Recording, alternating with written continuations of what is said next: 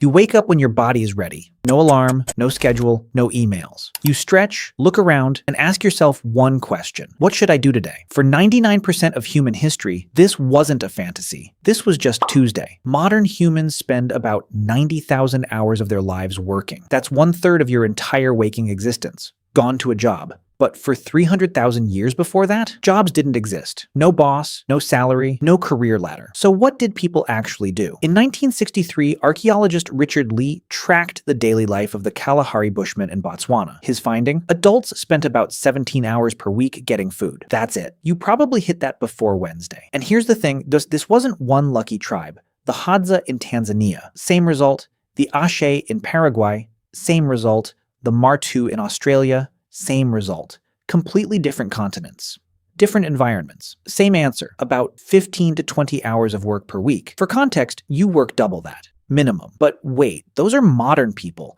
How do we know ancient humans lived the same way? The answer is in their skeletons. When archaeologists compare ancient human bones to early farmers who came after them, the difference is brutal. Farmers were shorter, riddled with cavities from grain-heavy diets, arthritis in their spines from repetitive labor. They died younger. Ancient humans, taller, stronger teeth, less joint damage. Their bones are telling us they were doing less work, not more. But the most shocking evidence? It's not bones. In 1994, explorers found a cave in southern France. Inside were paintings 30,000 years old. Horses, lions, rhinoceroses, drawn with perspective, shading, and movement. This wasn't survival. Someone spent days deep inside a cave, by firelight, painting animals on a wall, just because they felt like it. In South Africa, archaeologists found 100,000-year-old shell beads, tiny holes drilled through seashells to be worn as jewelry. The nearest coastline, 20 kilometers away. Someone walked 40 kilometers round trip just to collect pretty shells.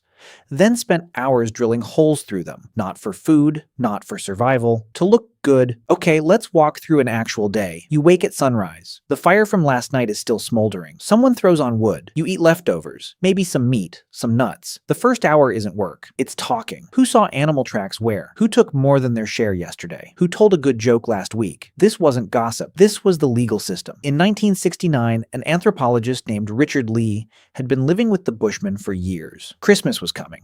He wanted to do something nice. So he bought the biggest, fattest ox he could find and brought it to camp as a gift. The tribe mocked him for weeks. The ox is too skinny. The meat will be terrible. You wasted everyone's time. Lee was confused. He'd checked. It was a great animal. So he finally asked an old man what was happening. The old man explained, "When a hunter brings home a big kill, we don't celebrate it. We mock it. The bigger the kill, the harder we mock. That's how we make sure nobody thinks they're better than us." They had been doing the same thing to Lee. He brought a great gift, so they cut him down to size. We built prisons and legal systems to keep order. They handled it with jokes. Mid-morning, some men leave to hunt. But here's what movies don't show you. Most days, hunters come home empty-handed. A successful kill happens once every few days, sometimes less. A hunter might walk 20 kilometers, track a wounded animal for hours, lose it, and come home with nothing but sore legs. Hunting is dramatic. It's also unreliable. While the men hunted and mostly failed, the women gathered in groups, climbing, digging, returning with steady, reliable food. Women provided 60 to 80% of the camp's total calories. The men feast you, the women feed you. And the best gatherers in camp? The grandmothers. Women in their 50s and 60s brought back more food per day than mothers in their 20s, still walking 5 to 10 miles into their 70s. After lunch, the camp slows down completely. Nobody works through the heat. People nap, sit in shade, repair arrows, weave baskets, pick lice from each other's hair, which sounds gross, but it's basically an hour of being physically close to people you love. Anthropologist James Sussman documented that adults spent roughly 6 hours per day in social time, not working, not sleeping, just being with other people, talking, laughing, telling jokes, because in a world without money, police, or contracts, your survival depends entirely on your relationships.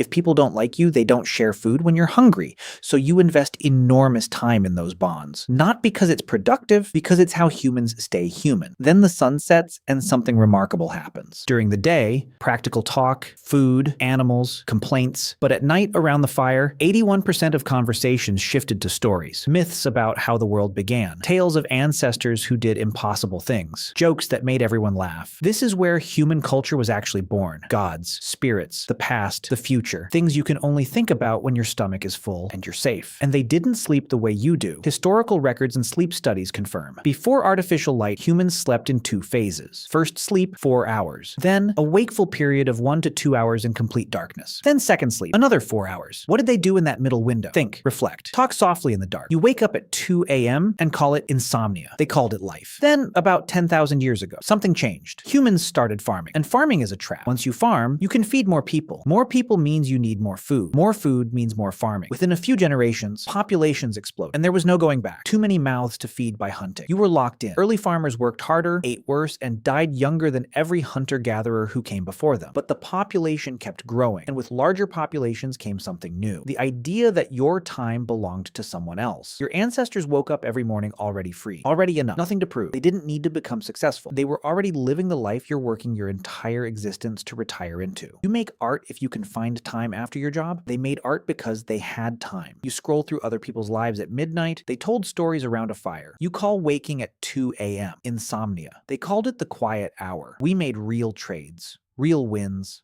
Vaccines. Antibiotics. Longer lives. Fewer children dying. Nobody is saying go back, but we also traded things nobody told us we were trading. Freedom, time. You inherited their bodies, their nervous systems, the same need for sun, sleep, touch, conversation, and time spent doing genuinely nothing. We are still hunter-gatherers. We just stopped acting like it. If this made you think, subscribe, because there's a lot more about the life you were actually built for.